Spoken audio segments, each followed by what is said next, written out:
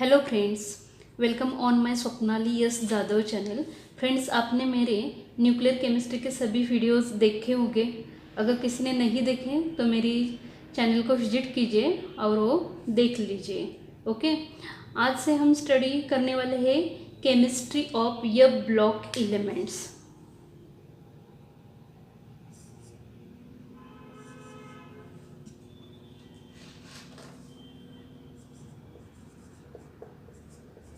Chemistry of f block elements. क्या आप सभी को यप ब्लॉक एलिमेंट्स कहाँ होते हैं पता है? पीरियोडिक टेबल में। सही कहा, लेकिन एक्चुअल पीरियोडिक टेबल में कहाँ होते हैं? यानी कि पीरियोडिक टेबल के लेफ्ट साइड या राइट साइड या मिडल पोजीशन और एट बॉटम। ओके, तो सही कहा आपने। ये ब्लॉक एलिमेंट्स कहाँ होते हैं? पीरियोडिक टेबल के बॉटम में। मैं यहाँ आपको दिखाती हूँ। ये है पीरियोडिक टेबल की रफ डायग्राम। इसमें जो वर्टिकल कॉलम्स है उनको क्या कहते हैं? ग्रुप कहते हैं। और ये जो हॉरिजॉन्टल लाइन्स है उनको क्या कहते हैं? पीरियड्स कहते हैं। ग्रुप कितने हैं? 1 to 18 यानी 18 ग्रुप्स है। और पीरियड्स कितने? 1 to 7 यानी टोटल 7 पीरियड्स है। ये जो 2 कॉलम है लेफ्ट वाले साइड के, इनको क्या बोला जाता है? Yes block. क्या बोला जाता है? Yes block. ओके, ये जो 2 कॉलम्स है ये यस ब्लॉक है। ये जो 6 कॉलम्स है, ये 6 कॉलम्स को क्या बोला जाता है? P block. जो राइट वाले जो है उनको क्या बोला जाता है? P block. आफ्टर ये मिडल वाले जो 10 कॉलम्स है, 10 ग्रुप्स है, उनको क्या बोला जाता है? D block. और इसको ट्रांजिशन मेटल्स, ट्रांजिशन एलिमेंट्स ऐसा भी बोला जाता है।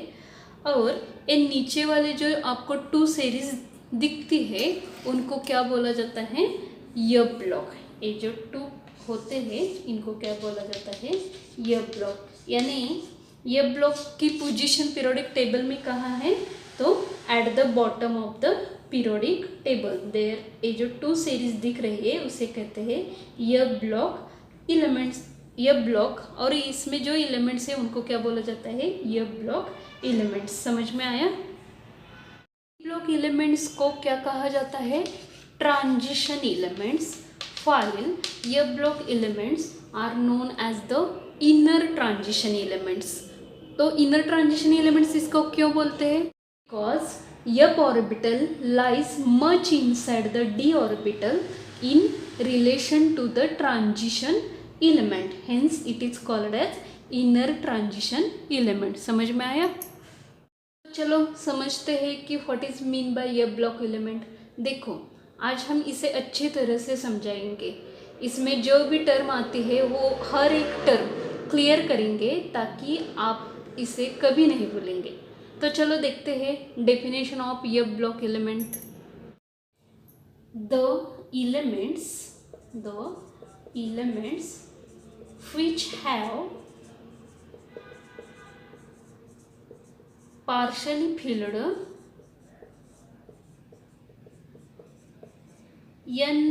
n-2f orbital in their elementary or ionic state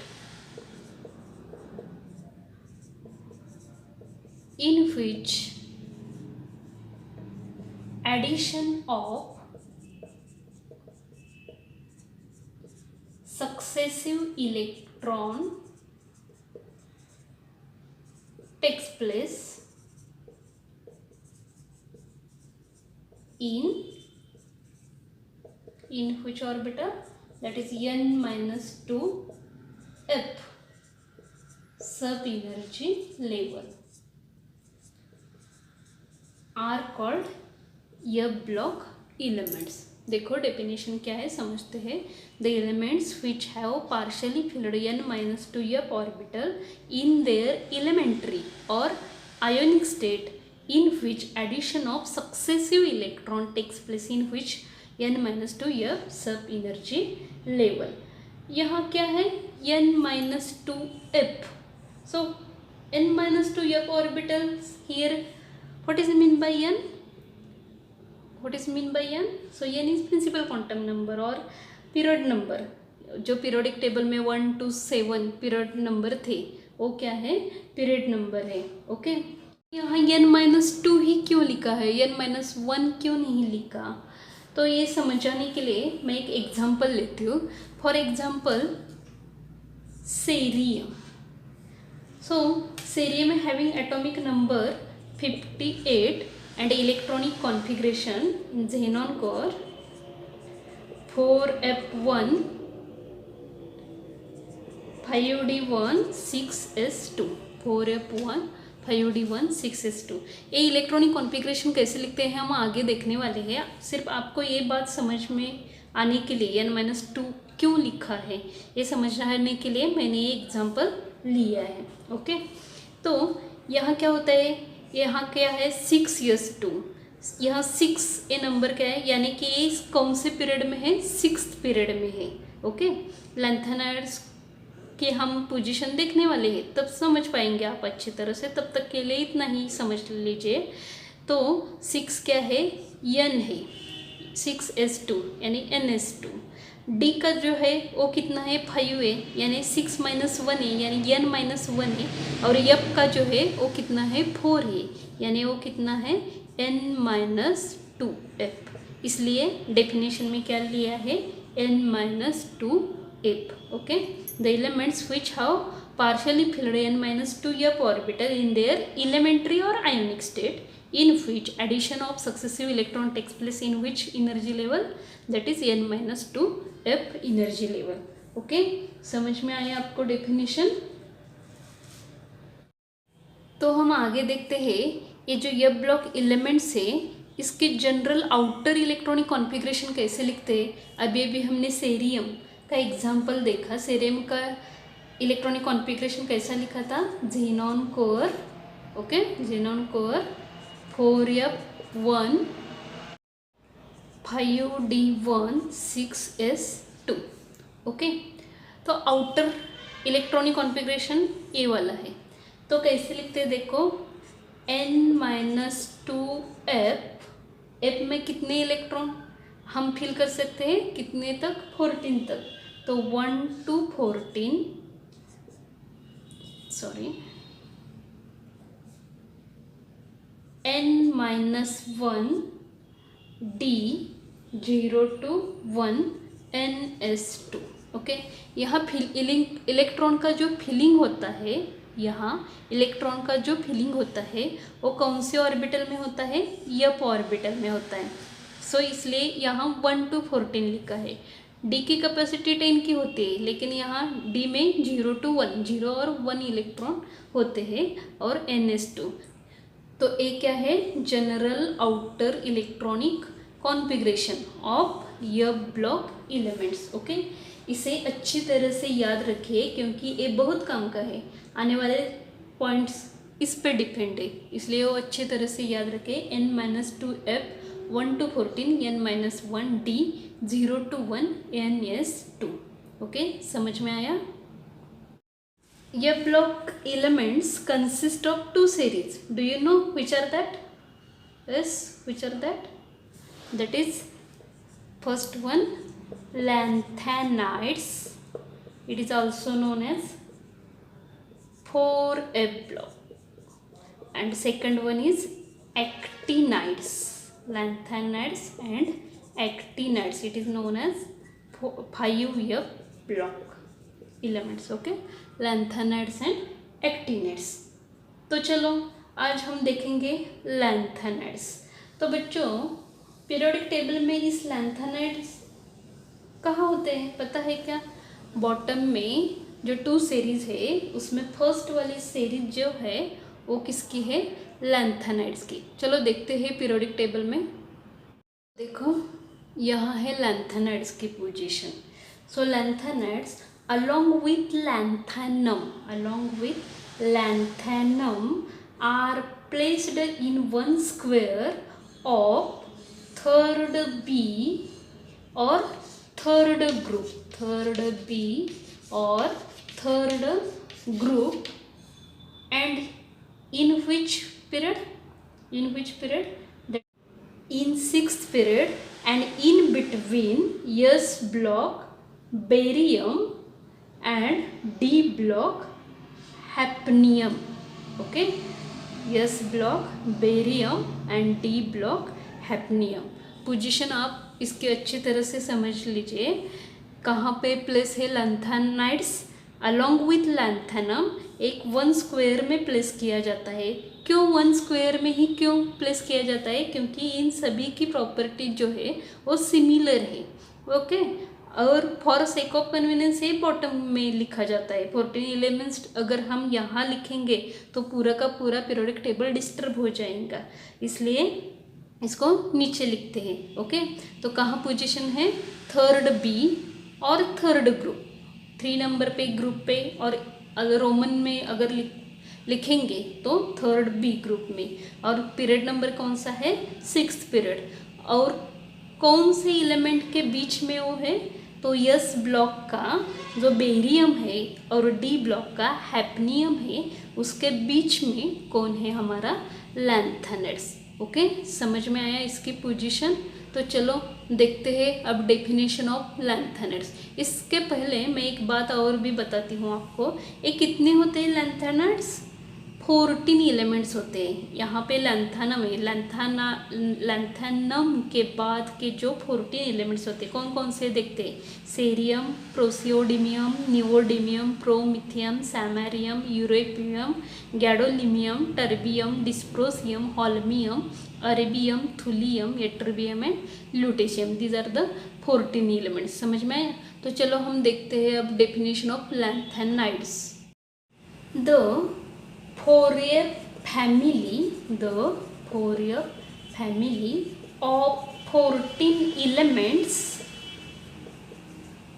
with atomic number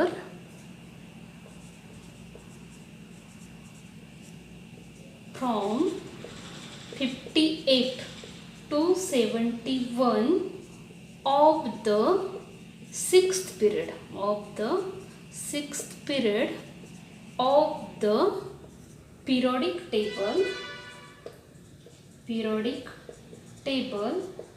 followed immediately after lanthanum are known as the lanthanides. Okay, क्या डेफिनेशन है? अभी जो हमने पीरियोडिक टेबल में देखा वही हमने डेफिनेशन के फॉर्म में लिखा है। Fourier family of 14 elements with atomic numbers from 58 to 71 of the 6th period of the periodic table followed immediately after lanthanum are known as the lanthanides or lanthanones or lanthanoids. Okay, इसके different name है, वो आप अच्छी तरह से याद रखिए। ये हुई इसकी डेफिनेशन। तो बच्चों, ये जो फैमिली है उसमें कौन कौन है, यानी कौन कौन से एलिमेंट्स है, उसके माँ बाप कौन है? अरे माँ बाप यानी इसको किसने ढूंढा, इसका बर्थ ईयर क्या है, यानी कब ढूंढा, ये सभी पॉइंट्स हम देखेंगे। सो lanthanides are known as the lanthanones or lanthanoids, or it is also known as the rare earth elements, Why? Do you know why it is known as rare earth elements? Because they are fairly abundant in earth crust, small amount में present होते हैं earth crust में, and also there is a difficulty in extracting them economically in pure form from other lanthanides having similar chemical properties. Okay, rare earth क्यों बोला जाता है, समझ में आया? समझ लीजिए, एक लैंथेनाइड को दूसरे से सेपरेट करने में डिफिकल्टी आती थी। क्यों? Due to very close similarity of their chemical properties. इनकी जो केमिकल प्रॉपर्टीज़ है बहुत ही सिमिलर होते हैं, इसलिए। ओके, पर अभी न्यूली सेपरेशन मेथड आए हैं, उनसे हम आसानी से लैंथेनाइड्स को सेपरेट कर पाते हैं। आगे हम वो देखने वाले हैं। ओके, तो हम कहाँ थे, इनको किसने ढूंढा। ओके, तो इन 1794 scientist गैडोलिन discovered yttrium earths in a mineral found in Sweden and called gadolinite after 1794. Okay, in 1794 scientist Gadolin discovered yttrium earths in a mineral found in Sweden and called gadolinite, and in 1803 scientist Klaproth and Berzelius discovered a new group of elements known as the cerium earths. Okay, during these years the lanthanides were discovered and isolated from either yttrium or cerium earths. उन्होंने ढूंढा और उसको क्या किया, separate किया। उनकी discovery किसने discover किया, कब किया। ओके, तो अब देखते हैं इसका ऑकरेंस कहाँ पे मिलते हैं, किसके रूप में मिलते हैं। Occurrence. So the lanthanides are called rare earth elements. You know that rare means their occurrence is in very small, and earth means they occurred as oxides. Okay, one important thing that among these 14 elements, one element is not occur in nature. ये जो 14 elements हैं उसमें से एक element ऐसा है जो nature में ऑकर नहीं होता। It has been man made or made artificially by radio disintegration, and it is promethium. याद रखिए, प्रोमिथियम आर्टिफिशियल है वो, जो represented by symbol PM. Okay, remember that it is very important because this is exceptional case. बाकी वाले सभी जो है नेचर में मिलते हैं, लेकिन वो क्या किया जाता है, आर्टिफिशियली प्रिपेयर किया जाता है। Okay, so lanthanides significant deposits occurs in several countries, particularly in India, Brazil, South Africa, Australia and other countries. First we see cerium group minerals. Cerium group minerals. So from that, cerite is found in Sweden. Okay, first one cerite is found in Sweden. Then next, Baspenstite is found in Sweden or New Mexico, California, etc. Then third one, monazite. Monazite is found in India, Brazil, etc. These are the cerium group minerals. Then second one, yttrium group minerals.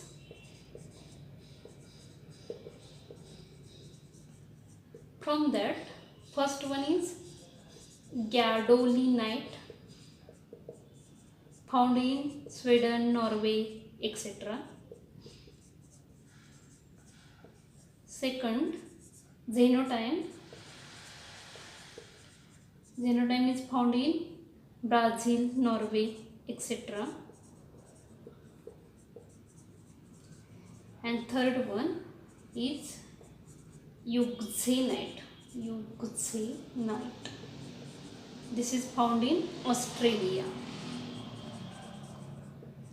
Okay, so these are the occurrence: cerium group minerals, cerite, bastanosite, monazite, and yttrium group minerals, gadolinite, xenotime, and euxenite. Okay, from that, monazite mineral, remember, monazite mineral is the main source of lanthanides along with thorium and uranium.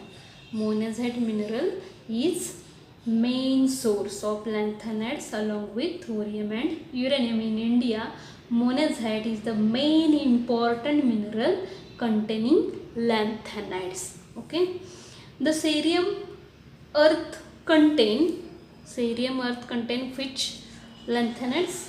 That is lanthanum, cerium, praseodymium, neodymium. प्रोमिथियम obtain होगा क्या? नहीं, क्योंकि वो artificial prepare करते हैं. After that samarium and europium. These are the cerium group minerals, which are that lanthanum, cerium, praseodymium, neodymium, samarium, and europium. And yttrium group minerals, which are that yttrium group, that is gadolinium, terbium, dysprosium, holmium, erbium, thulium, ytterbium, lutetium, and yttrium itself.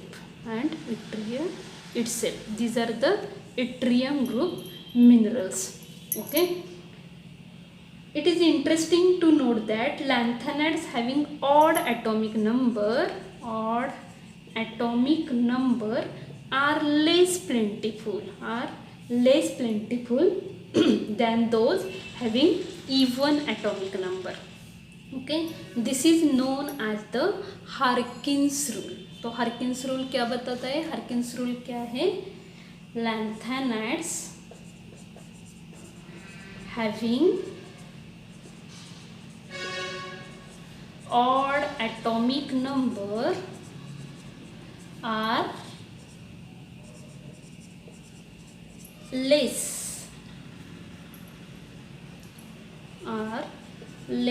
plentiful than those having even atomic number. This is known as the which rule? किसने बताया है? हार्किन. इसलिए इसको क्या बोलते हैं? हार्किन्स rule. यानी कि जिस लैंथेनाइड का एटॉमिक नंबर ऑड होता है, यानी कि कितना होता है? अभी ये 58 से आगे है तो 59, 61, 63 एक्सेट्रा वो क्या होते हैं? लेस अबंडेंट होते हैं. ओके, और इवन एटॉमिक नंबर वाले लैंथेनाइड्स मोर अबंडेंट होते हैं. इवन ऑड एटॉमिक नंबर वाले जो लैंथेनाइड्स है उसके आइसोटोप भी है वो 2 से कम होते हैं, वाइल इवन एटॉमिक नंबर के आइसोटोप जो होते हैं वो 2 से ज़्यादा होते हैं. ओके, समझ में आया? So this is about the occurrence of lanthanides. मुझे लगता है आपको ये ब्लॉक एलिमेंट्स मीन्स क्या है, उसकी पीरियोडिक टेबल में उसकी पोजीशन कहाँ पे है, उसका जनरल इलेक्ट्रॉनिक कॉन्फ़िगरेशन क्या है, उन्हें इनर ट्रांजिशन एलिमेंट्स क्यों कहा जाता है, ये सारी बातें समझ में आई होगी. इनमें जो 2 सीरीज़ है उसी से हमने लैंथेनाइड सीरीज स्टार्ट की है. तो लैंथेनाइड्स की डेफिनेशन, उन्हें रेयर अर्थ एलिमेंट्स क्यों कहा जाता है, लैंथेनाइड्स की डिस्कवरी कब कहाँ किसने की, देयर ऑकरेंस, आपको अच्छी तरह से समझ में आया होगा. अगर किसी को किसी पॉइंट्स के रिलेटेड कुछ भी क्वेश्चन हो तो कमेंट बॉक्स में कमेंट करके पूछ लीजिए. आज हम इतना ही देखने वाले हैं. नेक्स्ट वीडियो में लैंथेनाइड्स की इलेक्ट्रॉनिक कॉन्फ़िगरेशन और ऑक्सीडेशन स्टेट के बारे में देखेंगे. अगर आपको ये वीडियो पसंद आई हो तो एक लाइक तो बनती ही है. अपने दोस्तों को भी शेयर कीजिए, और अभी तक किसी ने मेरे चैनल को सब्सक्राइब नहीं किया तो सब्सक्राइब कीजिए, बेल आइकन को भी प्रेस कीजिए ऑल वाला ऑप्शन चूज कीजिए ताकि आपको मेरे आने वाले सभी वीडियोस मिल सके। Thank you very much for watching my video.